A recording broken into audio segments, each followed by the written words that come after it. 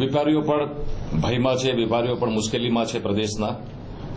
ક્યારે પણ ટેક્સ લગાવી દેવામાં આવે છે, ક્યારે પણ અચાનક તોડફોડ કરી દેવામાં આવે છે, સામાન દુકાનમાંથી બહાર ફેંકી દેવામાં આવે છે એમને કોન્ફિડન્સમાં લેવા વગર. એ પ્રમાણે નગરપાલિકાની કેટલીક કાર્યવાહી ચાલી રહી છે, જેના કારણે વેપારી વર્ગમાં ખૂબ મોટી નારાજગી છે એમ કહી શકું. કારણ કે વેપારીઓ એમ માને છે એક તરફ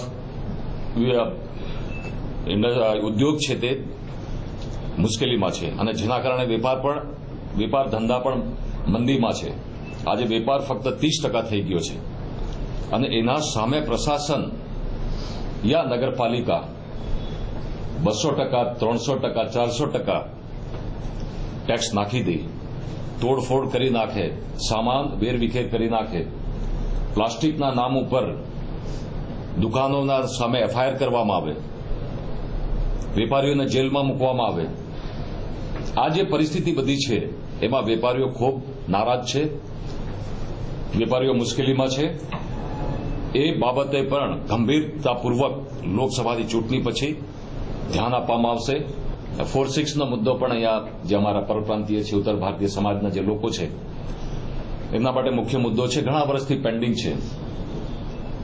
હાલના જે એમપી છે એમણે પણ એના માટે એશ્યોરન્સ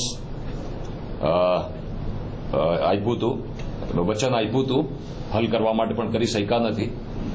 જે મુદ્દે પણ જે બાબતે પણ ધ્યાન આપવામાં આવશે, હું કોશિશ કરીશ કે 4-6નો મુદ્દો આપસી સમજૂતીથી યા યોગ્ય વ્યવસ્થાથી નિરાકરણ આવે એ પ્રમાણેની હું રજૂઆત કરીશ.